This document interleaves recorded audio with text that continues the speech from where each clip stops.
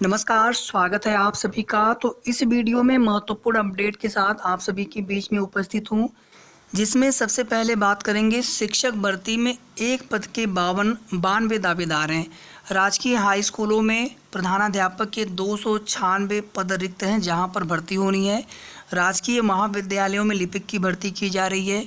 UP TGT PGT से संबंधित यहां पर महत्वपूर्ण सूचना है, साथ ही साथ जूनियर एडेड और बीपीएससी बिहार पीएससी परीक्षा को लेकर के।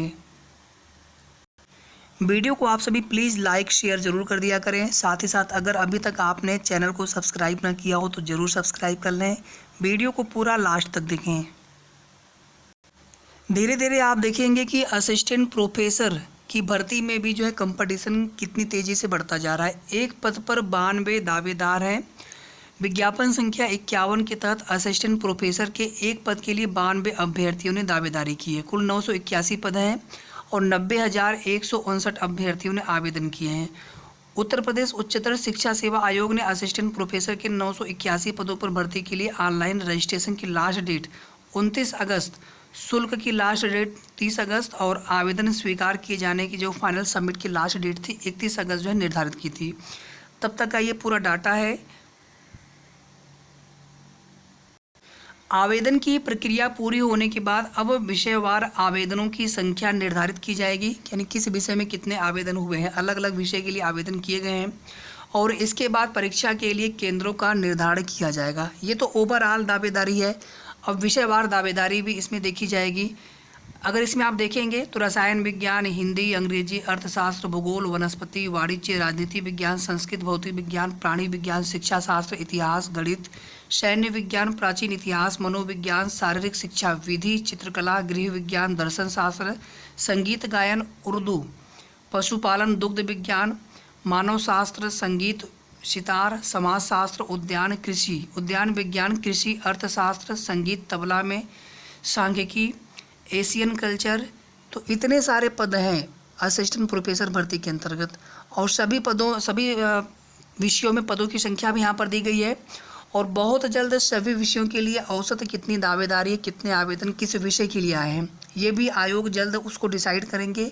साथ ही साथ परीक्षा केंद्रों का निर्धारण कर परीक्षा की डेट भी जल्द बताई जाएगी। कुल 34 विषयों के लिए ऑनलाइन आवेदन लिया गया है। इसमें यहाँ पर देखेंगे राजकीय हाई स्कूलों में प्रधानाध्यापक के 286 पद खाली हैं। यह पद प्रमोशन से भरे जाने हैं। इन पदों को भरने के लिए पिछले कई महीने से जो प्रोसेस है चल रही है। जून में 286 पदों के सापेक्ष 237 शिक्षकों को पदोन्नति देकर प्रधानाध्यापक बनाया गया, लेकिन अब तक इनको स्कूल आवंटित नहीं किया गया है। लगभग हर जिले के राजकीय हाई स्कूलों में प्रधानाध्यापक के पद खाली हैं। तो जो पद खाली रह गए उनके लिए फिर से डिपार्टमेंट प्रमोशन कमेटी डीपीसी की बैठक होगी। सभी स्कूलों में प्रधानाध्यापकों की तैनाती जल्द से जल्द की जाएगी। तो ये सभी पद जो है प्रमोशन से भरे जाने हैं। राजकीय महाविद्यालय में लिपिक के 21 पदों पर होगी भर्ती। प्रदेश के राजकीय महाविद्यालयों में लिपिक के 100 से अधिक पद खाली हैं। खाली पदों में से 21 पद पदोन्नति से भरे जा सकते हैं। इसके लिए उच्च शिक्षा निदेशालय से प्रक्रिया शुरू हो गई है। पदोन्नति से खाली पदों को भरने के लिए 25 सितंबर को प्रयागराज में लिखित परीक्षा और टाइप टेस्ट कराया जाएगा। इसमें उत्तीर्ण होने के बाद चतुर्थ श्रेणी कर्मियों को पदोन्नति देकर लिपिक बना दिया जाएगा। प्रदेश भर में 172 राजकीय महाविद्यालय हैं। इन महाविद्यालयों में लिपिकों की भर्ती कई वर्षों से नहीं हुई है, इसलिए लिपिकों की भर्ती न होने से काम का दबाव बढ़ता जा रहा है। ऐसे में उच्च शिक्षा निदेशालय ने कुछ पदों को पदोन्नति से भरने की प्रक्रिया शुरू कर दी है। सहायक निदेशक उच्च शिक्षा वीएल शर्मा ने बताया कि प्रमोशन से 20% पदों को भरने से कई कॉलेजों को लिपिक मिल जाएंगे। अन्य खाली पदों पर भर्ती बाद में की जाएगी। इसी तरह से आप देखेंगे जो एडेड के माध्यमिक विद्यालय हैं, इंटरमीडिएट विद्यालय, वहाँ पर भी लिपिक की भर्ती होनी है, जिसके लिए पूरा नोटिफिकेशन जारी किया गया था पीईटी 2021 के आधार पर। और इसमें जो है मेरिट बननी है, पीईटी के स्कोर भी उसमें काउंट होंगे, प्लस 20% वेटेज है वहाँ पर इंटरव्यू के लिए। और 19 सितंबर से बोला गया है कि 19 सितंबर से जो है ऑनलाइन आवेदन शुरू हो जाएंगी। ऑफलाइन आवेदन उसमें डाक से जो है आवेदन भेजना होगा फॉर्म भर के। और जो ऑफिशियल वेबसाइट है माध्यमिक शिक्षा सेवा चयन बोर्ड की, वहाँ पर सब कुछ पूरी डिटेल्स वहाँ पे मिल जाएंगी, किस प्रकार से क्या भर करके भेजना है। इसके बाद देखिए यहाँ पर टीजीटी पीजीटी को लेकर के भर्तियों पर जोर, हाथ पर हाथ धरे बैठा चयन बोर्ड। एक और सरकार का तेजी से भर्तियाँ पूरी करने पर जोर है, तो वहीं उत्तर प्रदेश माध्यमिक शिक्षा सेवा चयन बोर्ड हाथ पर हाथ धरे बैठा है। सदस्यों के सभी 10 पद रिक्त होने के कारण प्रदेश के 4500 से अधिक सहायता प्राप्त माध्यमिक स्कूलों में शिक्षकों और प्रधानाचार्यों की भर्ती नहीं हो पा रही। यहाँ तक कि प्रधानाचार्य भर्ती 2013 की सारी विधिक अड़चनें दूर होने के बावजूद सदस्यों की कमी के कारण ही परिणाम घोषित नहीं हो पा रहा।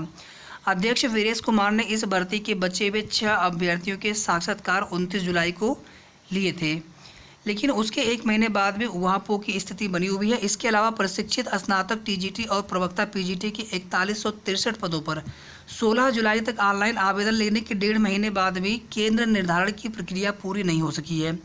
चयन बोर्ड में सदस्यों के 10 पदों के लिए 15 मई तक आवेदन मांगे गए थे। इनमें से 2 पद शिक्षा विभाग में अपर शिक्षा निदेशक स्तर के अधिकारी के हैं, जिनके लिए आधा दर्जन अफसरों ने भी फॉर्म भरे।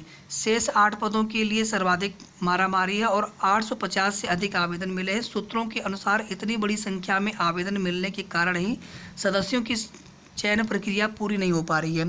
तो अगस्त में ही इनको एग्ज़ाम डेट बता देना था और सितंबर शुरू हो चुका है। देखिए इस महीने एग्ज़ाम डेट बता पाते हैं कि नहीं बता पाते हैं टीजीटी पीजीटी 2022 के लिए माध्यमिक शिक्षा चयन बोर्ड की तरफ से। इसके बाद देखिए बेसिक विभाग में कुछ बड़े परिवर्तन हुए हैं।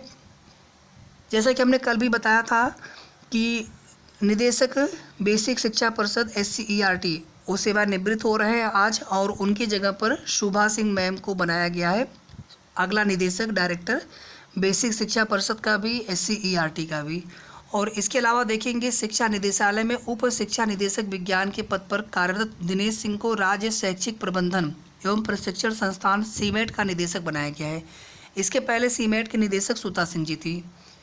और इसके अलावा शिक्षा निदेशालय में उप शिक्षा निदेशक अर्थ के पद पर कार्यरत राजेंद्र प्रताप को राज्य शिक्षा संस्थान का प्राचार्य नियुक्त किया गया। दोनों अधिकारियों की नियुक्ति का आदेश प्रमुख सचिव दीपक कुमार की ओर से 31 अगस्त को जारी किया गया है। कल देखेंगे BPSC की परीक्षा एक ही दिन हो और एक शिफ्ट में हो, ताकि नॉर्मलाइजेशन वाली जो समस्याएं हैं फिर वो ना हो। और इसकी मांग के लिए अभ्यर्थी जो है सड़कों पर उतर गए थे और उसके बाद मुख्यमंत्री जी ने फैसला भी ले लिया। तो ये बिहार की बात है। उत्तर प्रदेश में अगर आप धरना देते रहिए, कुछ भी करते रहिए, नई प्राथमिक शिक्षक भर्ती को लेकर के जितना विशाल धरना प्रदर्शन, जिलेवार धरना ज्ञापन भी दिया गया था, लेकिन कोई भी उसका रिजल्ट सकारात्मक परिणाम नहीं निकला। किसी भी भर्ती को लेकर के आप देख लीजिए। तो इस तरह की जो एक होना चाहिए, मुख्यमंत्री जी जो है जनता की या फिर बेरोजगार अभ्यर्थियों की, युवाओं की समस्याएं सुने तो ही अच्छा है। लोकतंत्र में अपनी मांग रखें और अगर वो मांग तार्किक है तो उस पर विचार होना चाहिए, उस पर निर्णय होना चाहिए।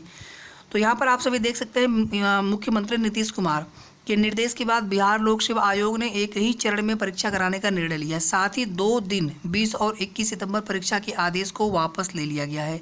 एक चरण में परीक्षा होने से परिणाम भी पूर्व की भांति ही जारी होगा। प्रारंभिक परीक्षा को लेकर के ये बात चल रही है और मुख्यमंत्री ने कहा कि BPSC की प्रारंभिक परीक्षा पूर्व की तरह एक दिन एवं एक पाली में ही ली जाएगी।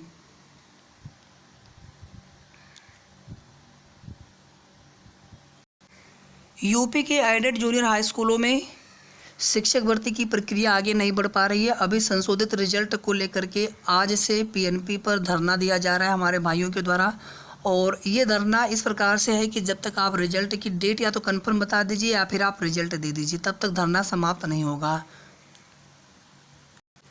कोर्ट में जो है स्वीकार किया गया है कि हम 1 सप्ताह के भीतर रिजल्ट दे देंगे। उसी हिसाब से कोर्ट ने नेक्स्ट हियरिंग डेट 12 सितंबर की लगाई हुई है। इसके पहले रिजल्ट जितनी जल्दी आ जाए उतना अच्छा है, ताकि फिर आगे की जो है प्रोसेस बढ़े। आगे जो है ऑनलाइन आवेदन लिए जाएंगे जिला वरीयता के लिए। उसके बाद फाइनल मेरिट लिस्ट का प्रकाशन होगा, फिर उसके बाद जिलेवार काउंसलिंग होगी, नियुक्ति होगी। संशोधित रिजल्ट के साथ अगर एक विस्तृत शासनादेश आ जाता है पूरा शेड्यूल के साथ, पूरी प्रोसेस को लेकर के, तो बहुत अच्छा होता है। क्योंकि फिर संशोधित रिजल्ट के बाद फिर से शासनादेश के लिए इंतजार करना, कितना इंतजार करना पड़ सकता है। ये भी हो सकता है कि साथ में आए, संभावना बन रही है। और कुछ अधिकारी भी यहाँ पर परिवर्तित हुए हैं, तो हो सकता है कि थोड़ा समय लगे, लेकिन प्रोसेस जल्द स्टार्ट होने के आसार है। लेकिन सबसे पहले यहाँ पर रिवाइज्ड रिजल्ट आना ज़रूरी है। तो जो भी जैसी भी अपडेट होगी आप सभी को नेक्स्ट वीडियो के माध्यम से बताया जाएगा। तो वीडियो को पूरा सुनने के लिए आप सभी का बहुत बहुत धन्यवाद।